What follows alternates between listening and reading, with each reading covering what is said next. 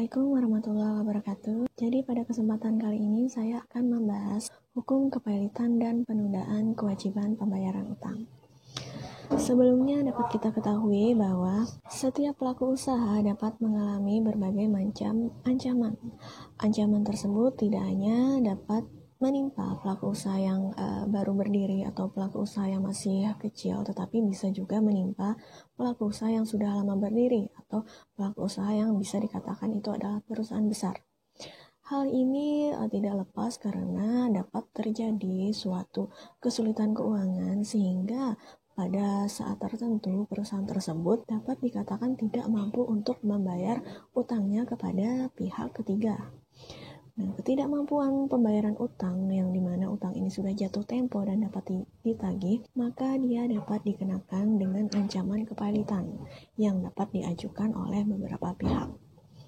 Selain membahas mengenai kepailitan, pada materi hari ini juga akan membahas mengenai penundaan kewajiban pembayaran utang atau PKPU, di mana PKPU ini merupakan adanya suatu rencana perdamaian untuk pembayaran utang baik sebagian maupun seluruhnya. Sebelumnya kita sudah mengenal yang namanya istilah debitur dan kreditur di dalam hukum perikatan.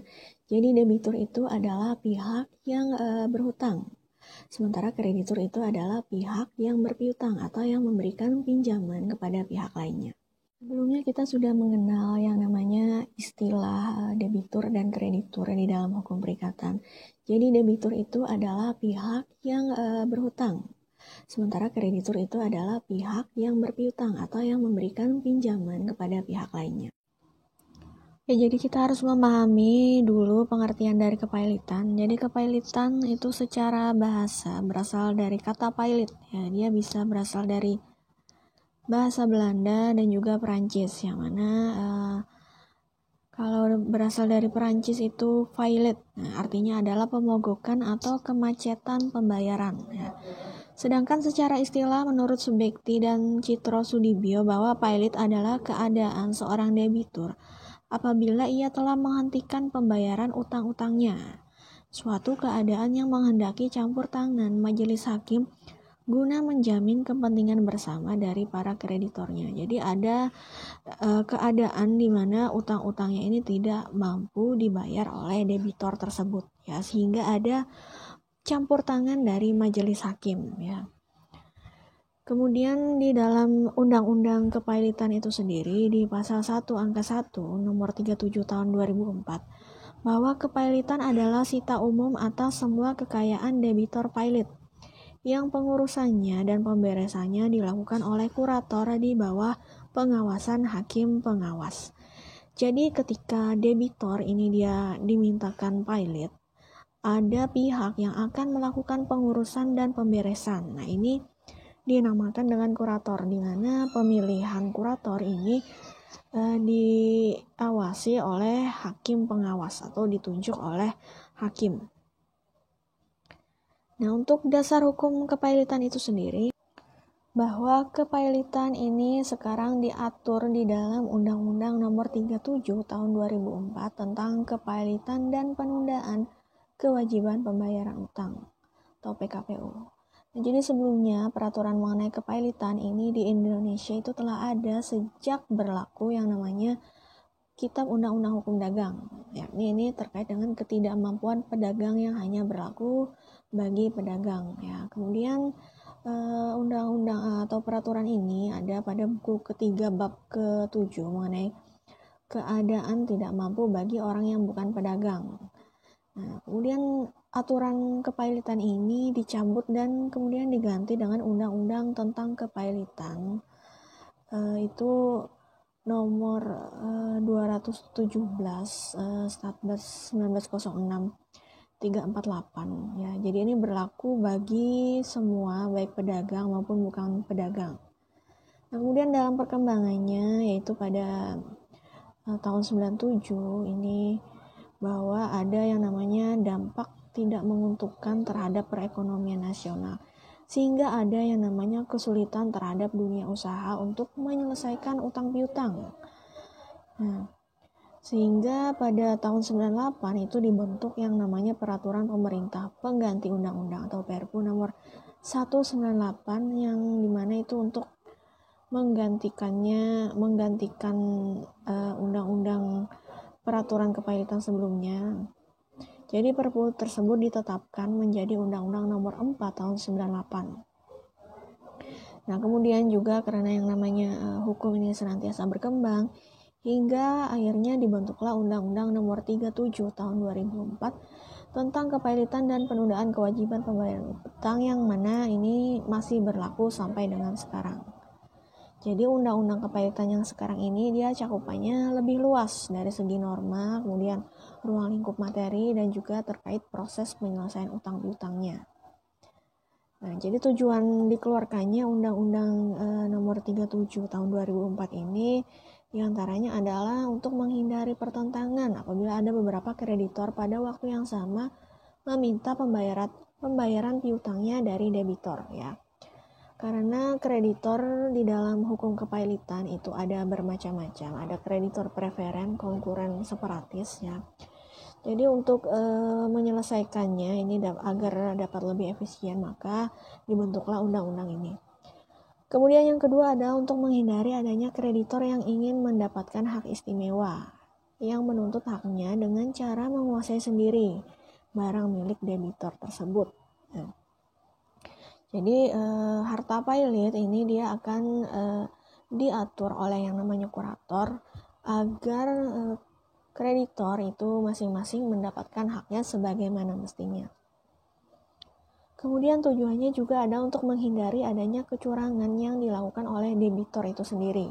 Misalnya dia melarikan harta kekayaan untuk melepaskan tanggung jawab terhadap kreditor, padahal ia memiliki utang yang bisa ditagih atau sudah jatuh tempo.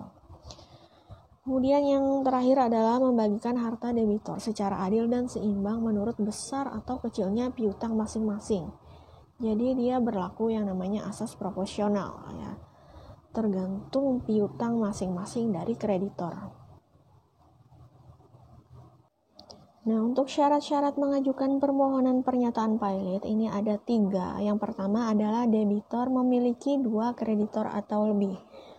Jadi berdasarkan undang-undang PKPU itu, seorang debitor ini bisa dinyatakan pailit apabila dia memiliki 2 kreditor atau lebih.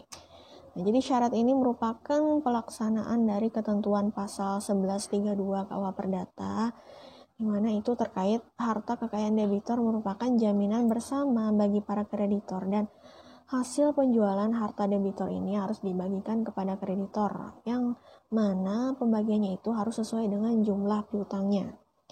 Nah, sebelumnya bahwa di dalam hukum kepailitan mengenal 3 macam kreditor, ya. Yang pertama itu adalah kreditor konkuren. Kreditor konkuren ini adalah kreditor yang memperoleh pelunasan berdasarkan besarnya piutang masing-masing. Dia memiliki kedudukan yang sama atas pelunasan utang dari harta debitor, jadi tanpa ada yang didahulukan. Kemudian yang kedua adalah kreditor preferen. Ini adalah kreditor yang oleh undang-undang diberikan hak istimewa untuk mendapatkan pelunasan piutang terlebih dahulu dibanding kreditor lainnya. Jadi dia lebih diutamakan. Misalnya saja terkait pajak negara, ya. Kemudian yang ketiga ada kreditor separatis, di mana kreditor ini merupakan kreditor pemegang hak jaminan kebendaan, misalnya gadai, tanggungan, fidusia. Jadi ini kreditor separatis ini dia terpisah dan tidak termasuk pembagian harta debitor pailit, ya. Nah, kreditor ini dia dapat mengeksekusi sendiri haknya seolah-olah tidak terjadi kepailitan. Jadi ditentukan seperti itu, ya. Nah, jadi hak eksekusi yang dilakukan oleh kreditor separatis ini dia tidak dapat dilakukan setiap waktu. Jadi dia harus menunggu jangka waktu penangguhan, di mana paling lama dikatakan itu 90 hari sejak tanggal putusan permohonan pailit. Yang kedua adalah syarat adanya utang. Jadi pihak yang mengajukan permohonan pailit ini harus dapat membuktikan bahwa si debitor itu memiliki utang kepadanya. Nah, utang ini definisinya di dalam undang-undang itu adalah kewajiban yang dinyatakan atau dapat dinyatakan dalam jumlah uang, baik dalam mata uang Indonesia maupun mata uang asing, baik secara langsung maupun yang akan timbul di kemudian hari.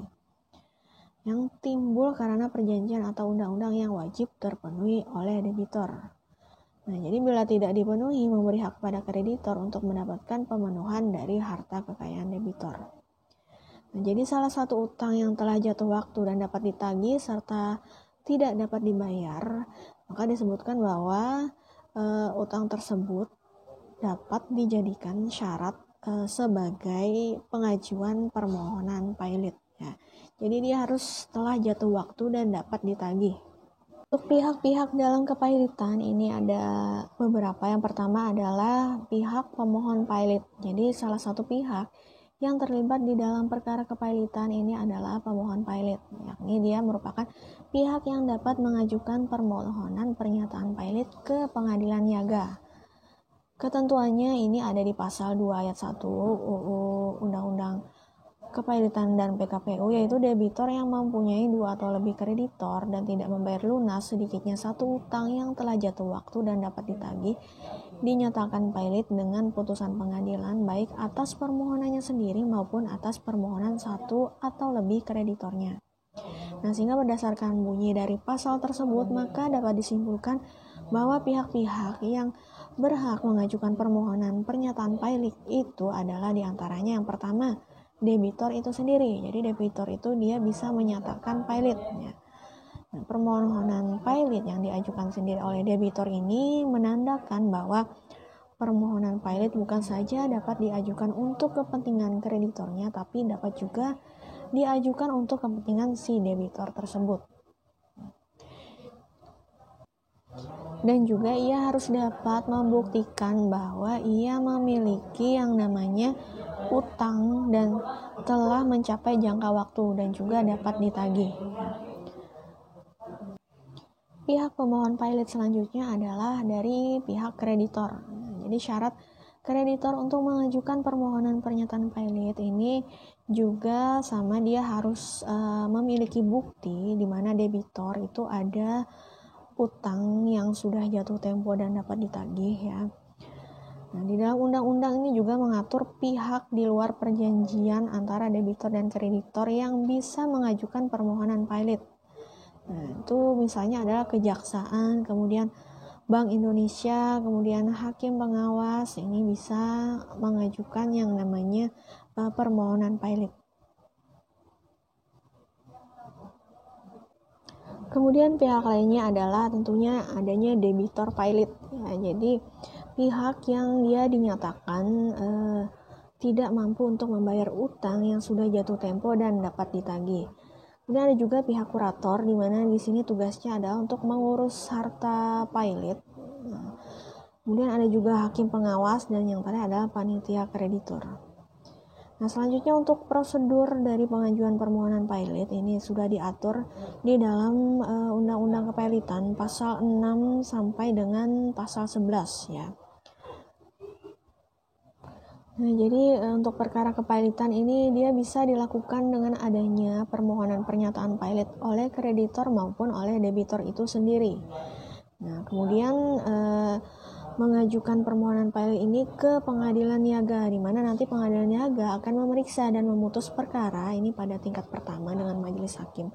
Nah, untuk prosedurnya itu yang pertama adalah adanya tahap pendaftaran ya. Jadi ini sesuai dengan ketentuan pada Undang-Undang Kepailitan PKPU itu pada pasal 6, di mana pemohon mengajukan permohonan pernyataan pilot kepada pengadilan niaga. Nanti panitera pengadilan ini akan mendaftarkan permohonan tersebut pada tanggal permohonan yang bersangkutan diajukan kepada pemohon, diberikan tanda terima tertulis yang ditandatangani oleh pejabat yang berwenang. Kemudian tahap selanjutnya adalah pemanggilan para pihak. Nah, jadi sebelum persidangan kepailitan ini dimulai, pengadilan ini melalui jurusita akan menugaskan untuk melakukan pemanggilan para pihak. Ya, jadi dia wajib memanggil debitor apabila dalam hal permohonan pernyataan pilot itu diajukan oleh kreditor, kejaksaan, ataupun Bank Indonesia dan juga Menteri Keuangan ya. Nah, dapat memanggil kreditor apabila dalam permohonan ini diajukan oleh debitor. Kemudian tahap selanjutnya adalah tahap persidangan atas permohonan pernyataan pilot ya. Jadi jangka waktunya ini paling lambat 3 hari setelah tanggal permohonan, pengadilan akan mempelajari permohonan dan menetapkan sidang. Sidang pemeriksaan atas permohonan ini diselenggarakan dalam jangka waktu paling lama itu 20 hari setelah tanggal permohonan didaftarkan. Kemudian tahap yang keempat ini adalah tahap putusan atas permohonan pernyataan pilot. Jadi pengadilan niaga atas permohonan pilot tersebut harus diucapkan paling lambat 60 hari setelah tanggal permohonan pilot ini didaftarkan. Ini berdasarkan pasal 5 Undang-Undang Kepilotan PKPU ya. Nah, dengan adanya kepilotan tersebut akan berakibat hukum ya, terutama untuk debitor ya. Yang pertama, akibat hukum ini berlaku terhadap harta kekayaan debitor. Jadi debitor ini menjadi tidak memiliki hak atas pengurusan harta kepilotan. Berdasarkan pasal 21 Undang-Undang Kepilotan dinyatakan bahwa kepilotan ini meliputi seluruh kekayaan debitor pada saat pernyataan putusan pilot diucapkan, serta segala sesuatu yang diperoleh selama kepilotan. Nah, sehingga berdasarkan hal ini, setelah kepilotan diputuskan dan ditetapkan, debitor menjadi tidak memiliki lagi hak atas kepengurusan harta kepilotan. Sehingga otomatis si debitor ini berada di dalam keadaan tidak cakap dalam melakukan hubungan hukum yang terkait dengan harta kepilotan. Nah, kemudian akibat yang kedua ini adalah berlaku apabila terhadap pasangan suami istri. Nah, jadi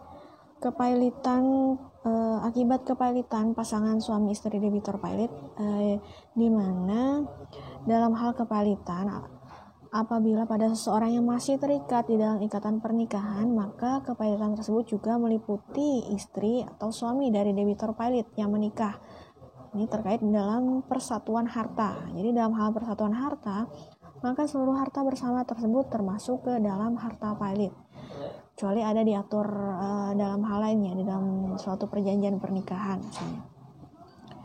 Akibat yang ketiga ini terkait dengan seluruh perikatan yang telah dibuat oleh debitor pilot, di mana semua perikatan debitor yang terbit sesudah putusan pilot ini tidak lagi dibayar dari harta pilot, kecuali apabila perikatan tersebut menguntungkan harta pilot. Nah, jadi tuntutan mengenai hak dan kewajiban yang terkait dengan harta pilot ini harus diajukan oleh atau terhadap kurator. Jadi ini ada kurator ya, ada peran kurator. Nah, dalam hal tuntutan tersebut diajukan atau diteruskan oleh atau terhadap debitor pilot, maka apabila tuntutan itu mengakibatkan penghukuman terhadap debitor pilot, maka penghukuman tersebut tidak mempunyai akibat hukum terhadap harta pilot. Kemudian yang keempat adalah akibat kepilotan terhadap seluruh perbuatan hukum debitor yang dilakukan sebelum putusan pernyataan pilot. Jadi ini terkait dengan pasal 41 Undang-Undang Kepilotan ini menyebutkan bahwa untuk kepentingan harta pilot kepada pengadilan itu dapat dimintakan pembatalan segala perbuatan hukum debitor dan telah dinyatakan pilot yang merugikan kepentingan kreditor yang dilakukan sebelum putusan pernyataan pilot. Jadi ini akan berakibat ya terhadap perbuatan hukum debitor yang dilakukan sebelum adanya putusan pernyataan pilot. Nah, penundaan kewajiban pembayaran utang atau PKPU ini merupakan cara yang digunakan baik itu oleh debitur maupun kreditur. Dalam hal debitur atau kreditur ini menilai bahwa debitur tidak dapat atau diperkirakan tidak akan dapat lagi melanjutkan pembayaran utang-utangnya yang sudah jatuh waktu dan dapat ditagih ya. Tetapi di dalam PKPU ini ada maksud, ini adalah terkait dengan rencana perdamaian. Nah, rencana perdamaian ini meliputi tawaran pembayaran sebagian atau seluruh utang kepada kreditur antara debitur dan kreditur agar ini tidak perlu dipilotkan. Jadi ada di dalamnya itu adalah penundaan kewajiban untuk pembayaran utang. Nah, jadi di dalam PKPU ini dia ada kemungkinan terdapat cara-cara pembayaran utang ya, baik itu seluruh atau sebagian utangnya. Ini berdasarkan pengertian dari Munir Fuadi bahwa yang dimaksud dengan Penundaan pembayaran utang itu adalah suatu masa yang diberikan oleh undang-undang melalui putusan hakim niaga, di mana dalam masa tersebut kepada pihak kreditur dan debitur diberikan kesempatan untuk memusyawarahkan cara pembayaran seluruh atau sebagian utangnya, termasuk apabila perlu untuk merestrukturisasi utangnya tersebut. Hal ini dimaksudkan agar kreditur itu mendapatkan haknya, jadi utangnya itu dapat dibayar ya. Untuk tahap dari PKPU ini dia ada dua. Yang pertama adalah penundaan sementara kewajiban pembayaran utang. Ini merupakan tahap pertama dari proses PKPU. Ini sudah diatur di dalam undang-undang. Jadi apabila debitur ini mengajukan permohonan PKPU sejauh syarat-syarat administrasi yang sudah dipenuhi, pengadilan harus itu dapat segera mengabulkan paling lambat 3 hari sejak tanggal didaftarkan. Sedangkan dalam permohonan PKPU yang diajukan oleh kreditor, pengadilan harus segera mengabulkan permohonan PKPU ini selambat-lambatnya 20 hari sejak didaftarkan. Nah, jadi putusan pengadilan niaga tentang PKPU sementara ini berlaku selama maksimum 45 hari. Dan setelah itu harus diputuskan apakah PKPU tersebut dapat dilanjutkan menjadi suatu PKPU secara tetap atau tidak. Jadi PKPU sementara ini adalah tahap pertama dari proses PKPU itu sendiri. Kemudian yang kedua adalah penundaan kewajiban pembayaran utang yang secara tetap. Jadi setelah ditetapkan penundaan sementara dari proses ini, maka pengadilan niaga melalui pengurus itu wajib memanggil debitur dan kreditor yang bersangkutan untuk menghadap dalam sidang yang diselenggarakan. Dikatakan paling lambat adalah 45 hari, terhitung ditetapkan setelah putusan PKPU sementara. Nah, jadi di dalam sidang itu nantinya akan diputuskan apakah dapat diberikan PKPU secara tetap atau tidak ya. PKPU secara tetap ini dia dapat disetujui apabila mendapatkan persetujuan lebih dari setengah jumlah kreditor konkuren. Kemudian juga dapat disetujui apabila adanya persetujuan lebih dari setengah jumlah kreditor yang piutangnya dijamin dengan gadai fidusia, kreditor separatis itu tadi ya. Nah, bila syarat terpenuhi, maka pengadilan niaga akan menetapkan PKPU tetap. Berikut perpanjangannya yang tidak boleh melebihi 270 hari setelah PKPU sementara diucapkan. Nah, jadi PKPU itu dapat berakhir dalam hal sebagai berikut. Jadi yang pertama, debitur selama waktu penundaan kewajiban pembayaran utang bertindak dengan itikat buruk. Nah, jadi ada itikat buruk yang mana di sini adalah merugikan dalam proses PKPU tersebut ya, dalam hal pengurusan terhadap harta di dalam PKPU tersebut. Misalnya mungkin dia menggunakan untuk kepentingan pribadi. Kemudian juga debitur telah merugikan atau telah mencoba merugikan kreditor ya, sementara debitur ini memiliki kewajiban terhadap kreditor. Yang ketiga, debitur dapat melakukan pelanggaran sebagaimana yang telah diatur di dalam undang-undang, itu ada di pasal 240. Kemudian juga debitur itu lalai melaksanakan tindakan yang telah diwajibkan kepadanya oleh pengadilan, atau dia telah lalai melaksanakan tindakan yang sudah disyaratkan oleh pengurus untuk kepentingan harta debitur itu sendiri. Kemudian yang kelima, jadi selama waktu penundaan kewajiban pembayaran utang, keadaan harta debiturnya tidak lagi memungkinkan dilanjutkan penundaan kewajiban pembayaran utang. Nah, jadi ada kemungkinan ini bahwa keadaan harta tersebut tidak mungkin untuk dilanjutkan lagi terjadinya PKPU. Kemudian yang terakhir adalah keadaan debitur itu tidak dapat diharapkan untuk memenuhi kewajibannya terhadap kreditor pada waktunya ya, padahal sudah ada keringanan yaitu penundaan pembayaran utang, tetapi ternyata tidak dapat diharapkan lagi, sehingga di sini PKPU dapat berakhir ya. Berdasarkan pembahasan tersebut, kita bisa membedakan yang namanya kepailitan dan PKPU ini dari berbagai hal. Yang pertama, bahwa dalam proses kepailitan tidak ada batas waktu tertentu untuk penyelesaian seluruh proses kepailitan. Setelah diputus pailit oleh pengadilan, sementara pada PKPU ini perpanjangannya tidak boleh melebihi 270 hari setelah putusan PKPU sementara diucapkan. Kemudian yang kedua, di dalam kepailitan, debitur dinyatakan pailit oleh pengadilan ini tidak lagi berwenang untuk mengurus dan mengalihkan harta kekayaannya yang telah menjadi harta pailit. Tetapi kewenangannya itu sepenuhnya ada di tangan kurator untuk melakukan pengurusan harta pailitnya. Nah, untuk PKPU sendiri, debitur itu tetap memiliki kewenangan untuk melakukan perbuatan hukum sepanjang itu ada persetujuan pengurus ya. Jadi kalau di kepailitan itu ada kurator, kalau di PKPU ini namanya adalah pengurus ya, di mana pengurus ini telah ditunjuk oleh pengadilan. Kemudian untuk terkait upaya hukum, jadi di dalam kepailitan, upaya hukum terhadap putusan permohonan pailit ini dapat dilakukan. Ini dia bisa misalnya mengajukan kasasi ke MA, tetapi di dalam PKPU ini tidak ada upaya hukum. Kemudian yang terakhir dilihat dari sisi perdamaian. Kalau perdamaian di dalam kepailitan ini diajukan setelah adanya putusan pailit. Nah, sedangkan di PKPU itu diajukan pada saat atau setelah permohonan pailit ya.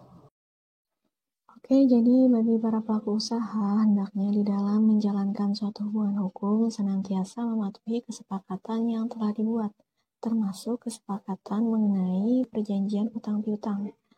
Utang ketika sudah jatuh tempo, maka itu sudah wajib untuk dibayar. Apabila belum ada pembayaran, maka pelaku usaha tersebut dapat dikenakan yang namanya kepailitan.